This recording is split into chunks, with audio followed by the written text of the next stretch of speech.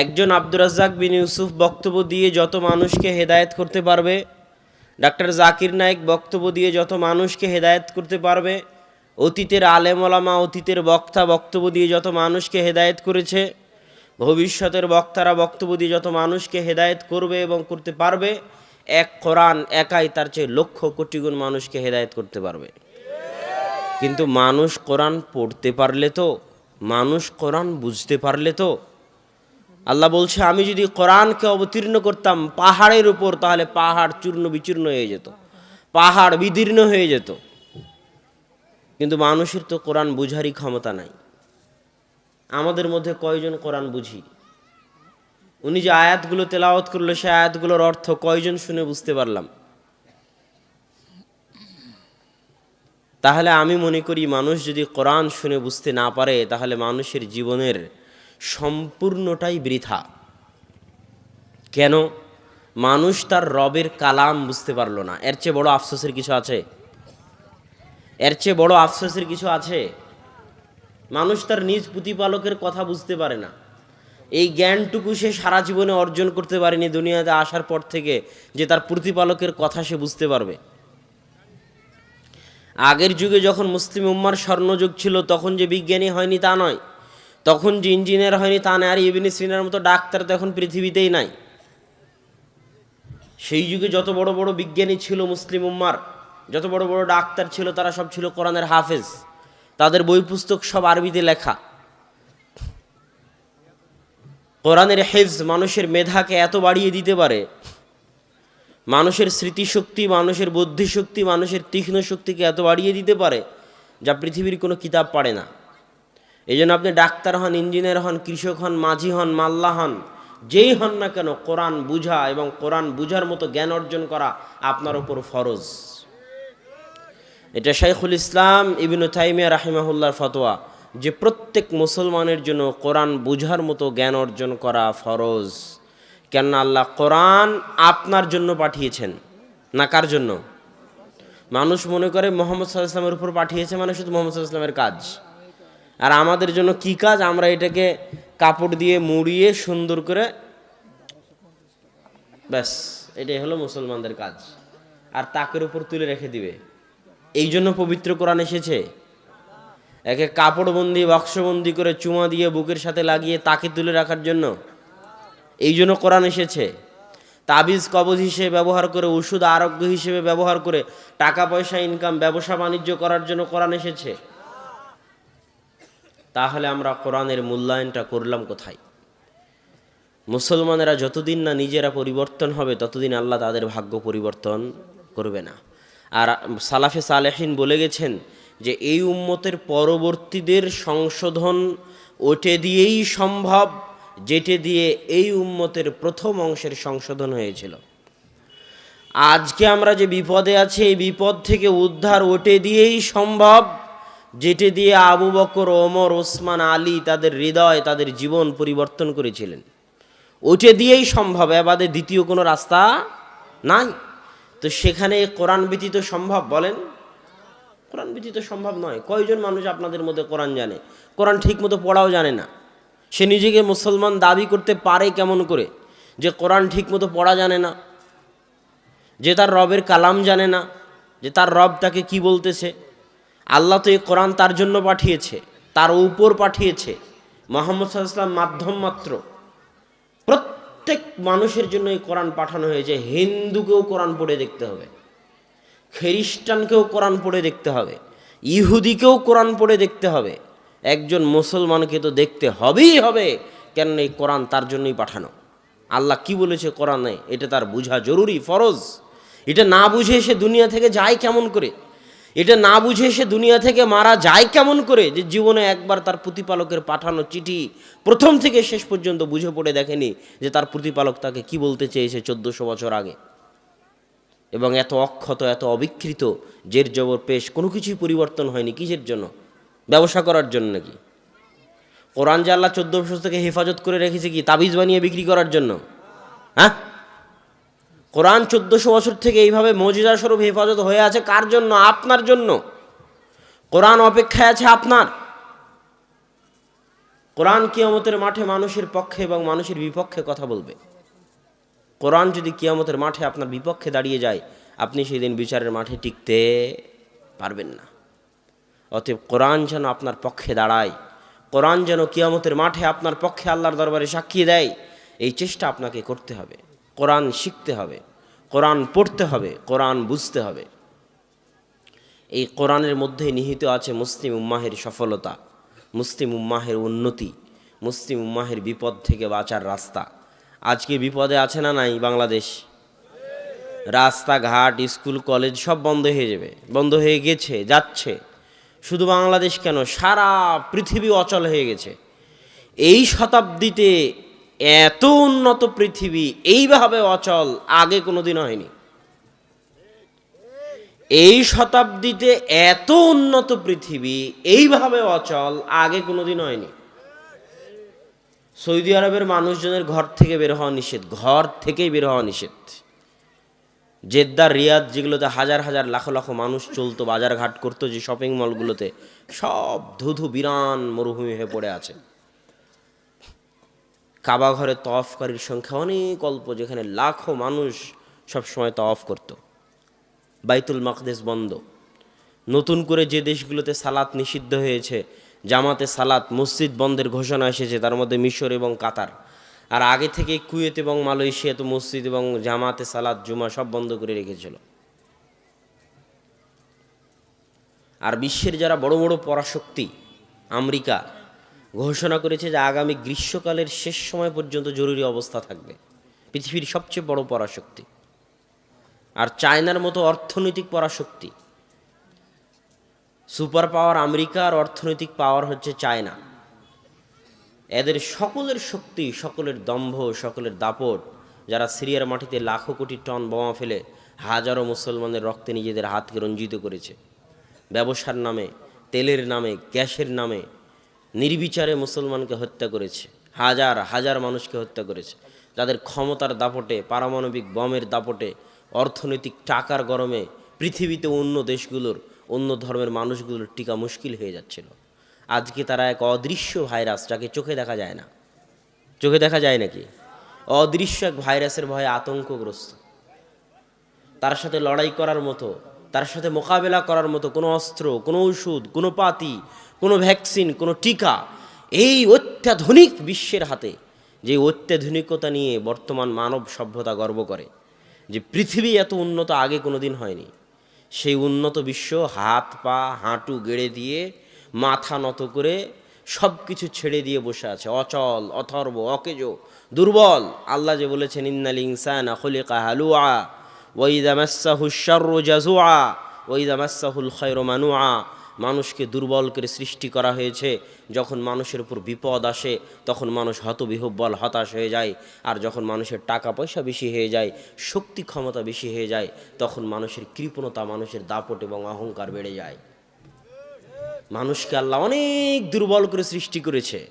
আর চিরজীবন আল্লাহ মানুষের দুর্বলতা দেখিয়ে আসে, যে মানুষ যে কত দুর্বল সৃষ্টিজীব, তা আল্লাহ মানুষকে যুগে যুগে দেখিয়েছে।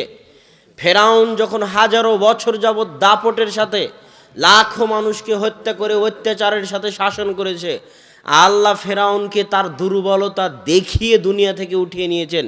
যে ফেরাউন, তুমি এত অত্যাচার করে, এত দাপট দেখিয়ে নিজেকে প্রতিপালক দাবি করে সারা পৃথিবী পরিচালনা করেছো, আজ সামান্য পানিতে তুমি ডুবে মরে যাচ্ছ, তোমার বাঁচার উপায় নাই। তুমি যে কত দুর্বল, তুমি যে কত দুর্বল, তুমি যে কত দুর্বল, তা তুমি চোখে দেখে মরো ফেরাউন।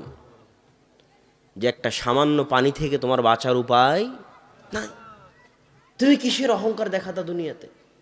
তখন বিপদে পড়ে ফেরাউনও বলে, যা আমানতু বিরব্বি মূসা ওয়া হারুন, আমি মূসা এবং হারুনের প্রতিপালকের প্রতি ঈমান আনয়ন করলাম। আল্লাহ যুগে যুগে এইভাবে যারা অত্যাচার করেছে তাদের দুর্বলতা তাদের চোখের সামনে দেখিয়েছে। এটা আল্লাহর নিদর্শন। মানুষ যে ধরনের পাপ করে আল্লাহ ওই ধরনের শাস্তি দেয়। সুদের শাস্তি পেট উঁচু করে দিতে হবে কেন কিয়ামতের মাঠে? মিথ্যা বলার শাস্তি জিহ্বা ফেড়ে দিতে হবে কেন? প্রত্যেকটার কাজের সাথে কর্মের কি আছে? লিঙ্ক আছে। জেনাকারীদের শাস্তি কিয়ামতের মাঠে উলঙ্গ করে জাহান্নামে তারা উথাল পাথাল খেতে থাকবে উলঙ্গ অবস্থায়, এবং তাদের লজ্জাস্থান থেকে দুর্গন্ধ বের হবে, এটা কেন করতে হবে? কেননা তার পাপের সাথে কি আছে? লিঙ্ক আছে। যেমন কর্ম আল্লাহ ওই ধরনের শাস্তি কিয়ামতের মাঠে দিবেন। কর্ম যেমন শাস্তি তেমন, কর্ম যেমন শাস্তি তেমন।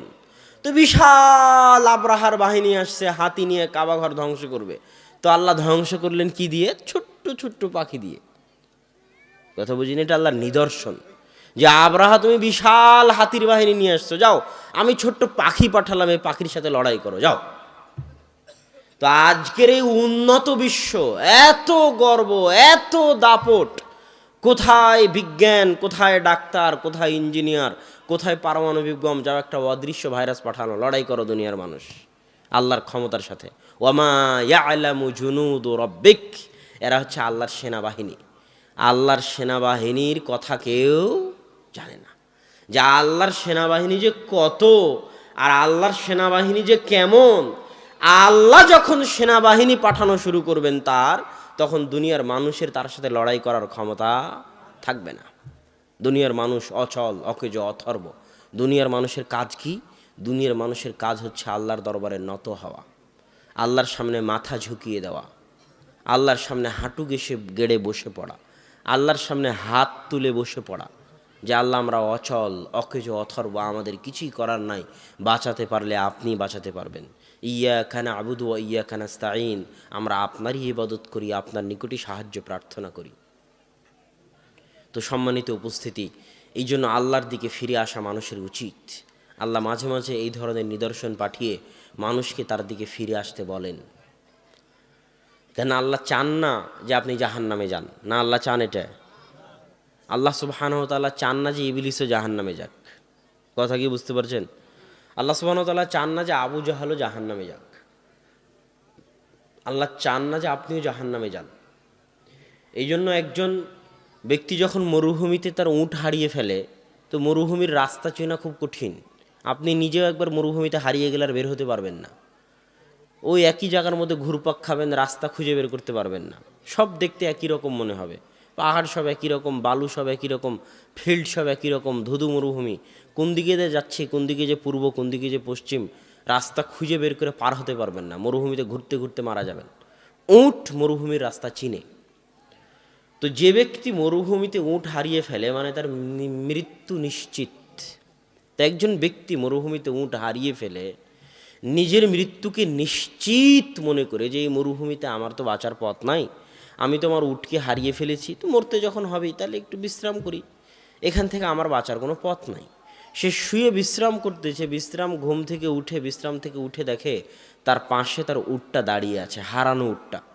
তো জীবন ফিরে পেলে মানুষ যেমন আনন্দিত হয়, সে মৃত্যুর মুখ থেকে ফিরে এসে আনন্দের ঠেলায় বলতেছে, খুশির ঠেলায় বলতেছে যে আল্লাহ তুমি আমার বান্দা, আমি তোমার রব। বাক্য উল্টা করে দিয়েছে, মানে খুশির ঠেলায় হিতাহিত জ্ঞান হারিয়ে ফেলেছে।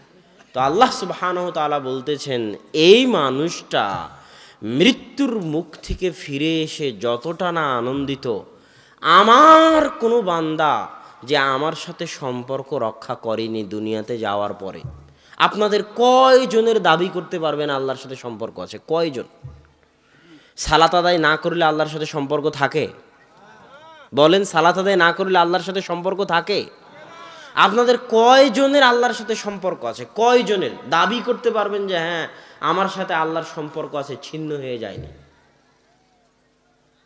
আপনার সন্তান যদি আপনার সাথে সম্পর্ক ছিন্ন করে, আপনার সন্তান যদি হারিয়ে যায়, তো মায়ের কষ্ট কেমন হয়, পিতার কষ্ট কেমন হয়, আর ওই সন্তানের কষ্ট কেমন হয়?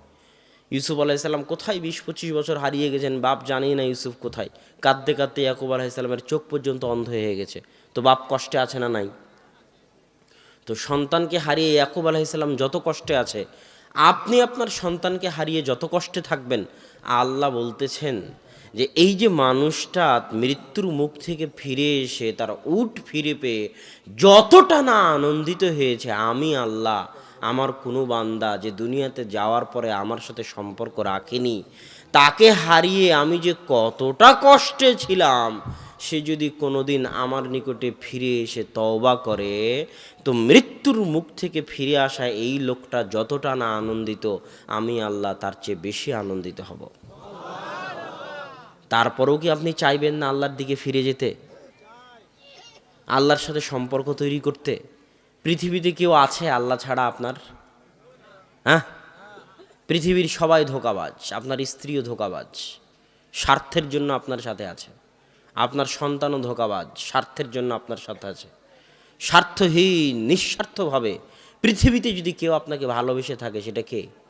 আপনার প্রতিপালক। তো আল্লাহ সুবহানাহু ওয়া তাআলার এই ভালোবাসার গুরুত্ব আমাদের বুঝতে হবে এবং আমাদের উচিত যত দ্রুত সম্ভব আল্লাহর দিকে ফিরে যাওয়া। আজকেই তওবা করে আল্লাহর দিকে ফিরে যাওয়া, অজু করে 2 রাকাত সালাত আদায় করে, বক্তব্য প্রোগ্রাম শেষ করে নিজ নিজ বাড়িতে গিয়ে অজু করে 2 রাকাত সালাত আদায় করে সবার উচিত পুনরায় আল্লাহর সাথে সম্পর্ক তৈরি করা। যে আল্লাহ, আজকে তওবা করে তোমার সাথে সম্পর্ক তৈরি করতেছি, আর সম্পর্ক ছিন্ন করব না। আর সম্পর্ক ছিন্ন না করার সবচেয়ে বড় মাধ্যম হচ্ছে যে কোনো মূল্যে দিনে রাতে 24 ঘন্টায় 5 ওয়াক্ত সালাত আদায় করা। আকিমিস সালাতা লিযিকরি, তোমরা সালাত আদায় করো আমাকে স্মরণ করার জন্য। তো 24 ঘন্টা মানুষ আল্লাহকে স্মরণ করতে পারবে না। আপনারা দিয়ার অঞ্চলের মানুষ, জমি জায়গা আছে, কাজকাম আছে, 24 ঘন্টা আল্লাহকে স্মরণ করতে পারবেন না, এটাই ঠিক। মানুষের ব্যস্ততা আছে, এটাই ঠিক, আল্লাহও জানে। তো আল্লাহ বলতেছে 24 ঘন্টা যদি না পারো তো কমসে কম কয়বার? 5 বার। 5 বার আল্লাহকে স্মরণ করা কি খুব কঠিন কাজ? কোনো কঠিন কাজ নয়। সালাত আদায় করাকে আমরা নিজেরা নিজেদের উপর ভারী বানিয়ে নিয়েছি। কয় মিনিট সময় লাগে এক ওয়াক্ত সালাত আদায় করতে? উজু করা থেকে শুরু করে সালাত কমপ্লিট করতে 10 মিনিটের বেশি লাগে না। এই 10টা মিনিট সময় আমাদের উপর এমন ভারী, এটা শয়তান আমাদের জন্য ভারী করে দিয়েছে। কথা বুঝেননি? আজান হওয়া মাত্রই সালাত আদায় করার সবচেয়ে সহজ উপায়, আজান হওয়া মাত্রই সব কাজ বন্ধ। প্রধানমন্ত্রীর সাথে যদি মিটিং থাকে তো বন্ধ, তাহলে সালাত আদায় করা সহজ হয়ে যাবে। না হলে যদি মনে করেন অনেক জরুরি কাজ, আর 5টা মিনিট করি, আর 2টা মিনিট করি, আজান হয়ে গেছে আর 5 মিনিট পর দোকান বন্ধ করি, তাহলে আর সালাত ধরে রাখতে পারবেন না। 2 দিন পর সালাত হারিয়ে যাবে, কোনো না কোনো ব্যস্ততায় এসে সালাত হারিয়ে যাবে। প্রথমে জামাত থেকে দূরে হয়ে যাবেন, তারপরে ব্যক্তি জীবন থেকে সালাত চলে যাবে। আর যদি এটা মূলনীতি বানিয়ে নেন যে আল্লাহু আকবার মুয়াজ্জিন বলেছে, মানে আমি যে অবস্থায় থাকি না কেন, যদি শয়তানের সাথে মোকাবেলা করতে পারার সবচেয়ে বড় মাধ্যম, শয়তান কিন্তু আজান হওয়া থেকে আপনার পিছনে লেগে যাবে যে আর 2 মিনিট দেরি করো, আর 2টা মিনিট মোবাইল চালাও, আর 2টা মিনিট পড়ো, আর 2টা মিনিট কম্পিউটার দেখো, আর 2টা মিনিট কৃষি কাজ করো, আর 2টা মিনিট দোকান খোলা রাখো। শয়তান লেগে যাবে। নামাজিকে নামাজ থেকে এইভাবে দূরে নিয়ে চলে যায় শয়তান। যে নামাজ পড়ে না তার কথা তো বাদই দিলাম, যারা সালাত আদায় করে তাদের এই অবস্থা। তারা তখন এইভাবে আস্তে আস্তে জামাত ফেল করে, জামাত ফেল করতে করতে ব্যক্তি জীবনে সালাত চলে আসে, আস্তে আস্তে ব্যক্তি জীবন থেকে সম্পূর্ণ সালাতটাই হারিয়ে যায়। তখন একটা পর্যায়ে বেনামাজিতে পরিণত হয়ে যায়। তো সালাত আদায় করার সবচেয়ে বড় উপায় হচ্ছে আজান হওয়া মাত্রই সব কাজ বন্ধ, যত জরুরি কাজ হোক না কেন। এই জন্যই ট্রাকের পিছনগুলোতে লেখা থাকে যে কাজকে কি যেন বলে, কাজকে, সালাতকে বলিও না আমার কাজ আছে, কাজকে বলো আমার সালাত আছে। এইটা ছাড়া আপনি আল্লাহর সাথে সম্পর্ক ধরে রাখতে পারবেন না। সালাত ছাড়া আল্লাহর সাথে সম্পর্ক ধরে রাখার কোনো উপায় নাই। কেননা আল্লাহর নিকটে আল্লাহর ইবাদত করার, আল্লাহর নিকটে চাওয়ার, আল্লাহর সাথে কথা বলার, আল্লাহর সাথে মোনাজাত করার, আল্লাহর নিকটে দোয়া করার, আসমানের নিচে জমিনের উপরে সালাতের চাইতে কোনো বড় মাধ্যম পৃথিবীতে আর নাই। ওই যে সারা আলাইহা সালাতু ওয়াস সালাম, ইব্রাহিম আলাইহি সালাতু ওয়াস সালামের স্ত্রী, যখন ইব্রাহিম আলাইহিস সালাম বললেন সারা তোমাকে যদি জিজ্ঞেস করা হয় তাহলে ভাই বোন পরিচয় দিবে, কেননা আসমানের নিচে জমিনের উপরে আমি আর তুমি মোমেন মোমেনা, আর কোনো মোমেন মোমেনা নাই।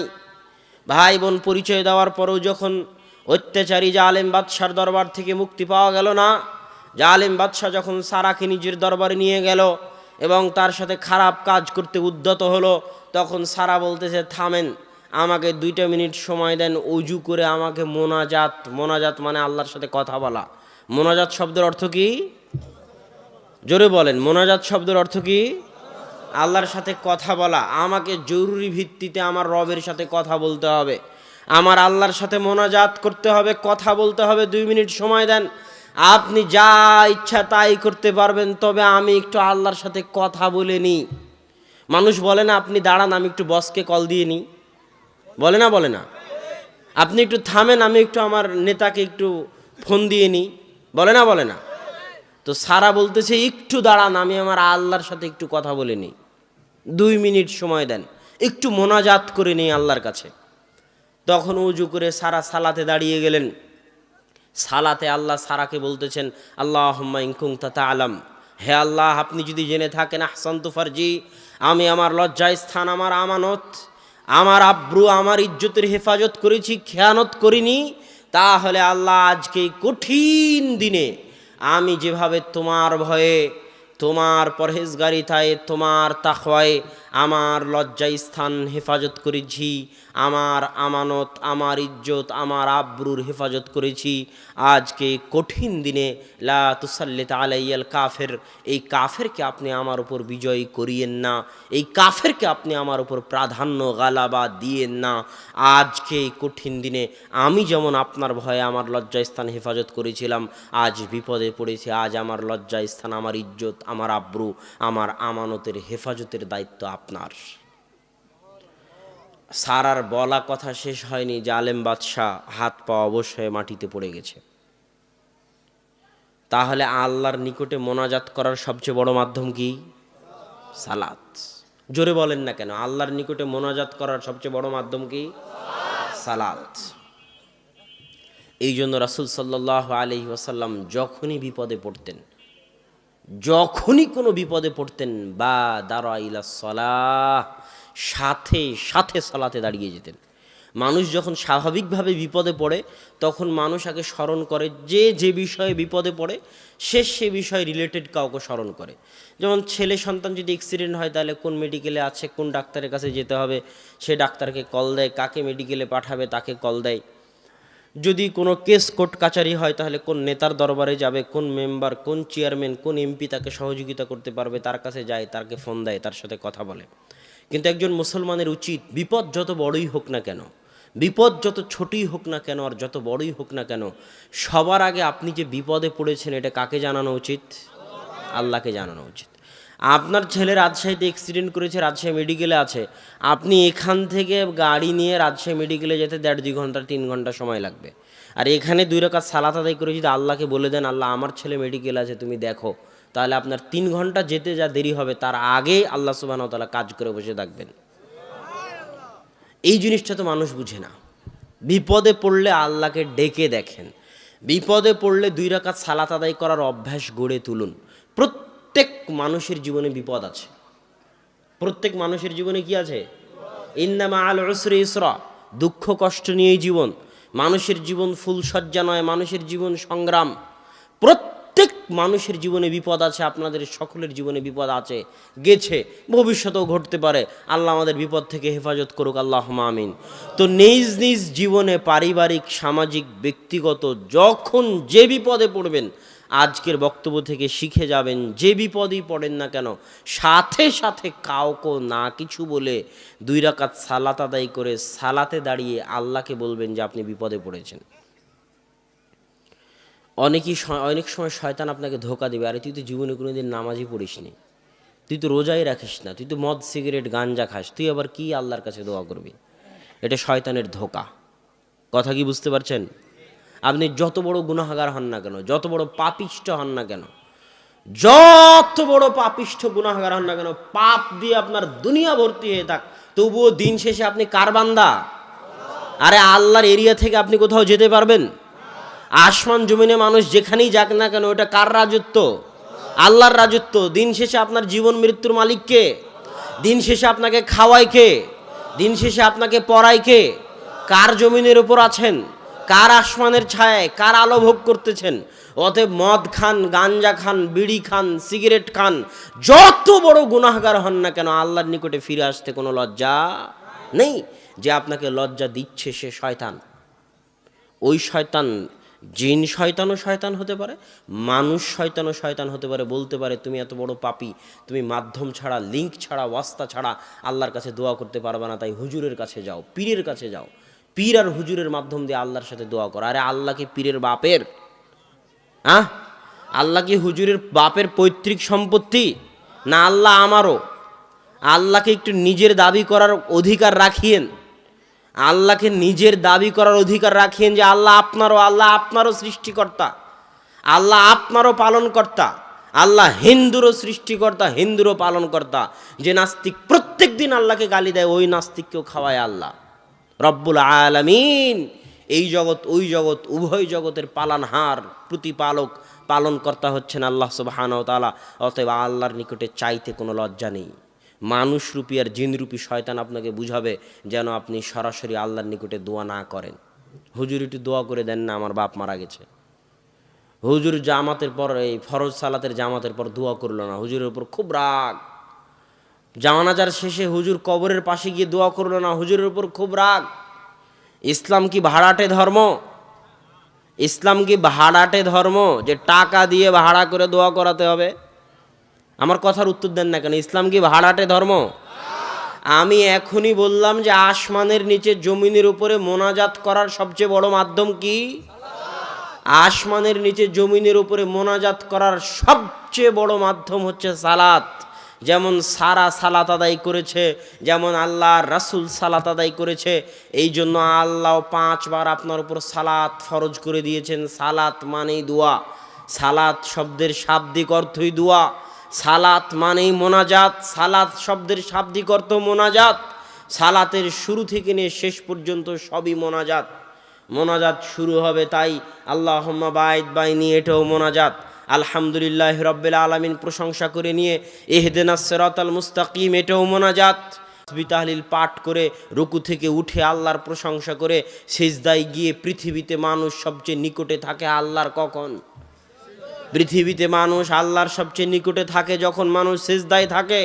ওই সময় যা চাওয়ার আল্লাহর নিকটে চাইতে পারবেন। ওই জন্যই সালাত, কোরআনের আয়াত ব্যতীত সবই সিজদায় পড়া যায়। এইভাবে পুরো সালাত চলতেছে। এবার সালাম ফিরানোর পূর্বে যত দোয়া আপনার জানা আছে সব দোয়া আপনি পড়তে পারবেন, কেননা আসমানের নিচে জমিনের উপরে আল্লাহর নিকটে দোয়া করার, আল্লাহর সাথে মোনাজাত করার সালাতের চাইতে বড় কোনো মাধ্যম পৃথিবীতে নাই। এবার যখন আল্লাহু আকবার বলে সালাত শুরু করেছিলেন, মানে মোনাজাত শুরু হয়েছিল। কি শুরু হয়েছিল বলেন তো? এটি সবাই বলেন, কি শুরু হয়েছিল? এবার যখন আসসালামু আলাইকুম বলে সালাম ফিরলাম, তখন কি শেষ হয়ে গেল? জোরে বলেন, কি শেষ হয়ে গেল? মোনাজাত শেষ হয়ে গেল। এখন কোনো হুজুর যদি বলে, কোনো মানুষ যদি বলে যে এই হুজুর খুব খারাপ, মোনাজাত করা না, তাহলে আমি বলবো ওকে আরও 10 বছর পড়তে হবে এটা জানার জন্য যে আসসালামু আলাইকুম দিয়ে মোনাজাত শেষ হয়ে গেল। সে জাহেল, সে অজ্ঞ, সে মূর্খ যে সে এখনো জানে না যে সালাতি মোনাজাত, পৃথিবীতে মোনাজাতের এত বড় মাধ্যম আর নাই। সালাত যত বড় মাধ্যম, আল্লাহু আকবার দিয়ে সালাতের মোনাজাত শুরু হয়েছে, আসসালামু আলাইকুম দিয়ে মোনাজাত শেষ হয়ে গেছে। এত বড় মোনাজাত, এত বড় দামি, এত গুরুত্বপূর্ণ, এত সুন্দর মোনাজাত পৃথিবীতে আর নাই। আল্লাহকে ডাকার এর চেয়ে বড় মাধ্যম পৃথিবীতে আর নাই। এই জন্য সালাতুল জানাজা মানে কি? জানাজা মানে লাশ, মৃত ব্যক্তির লাশ।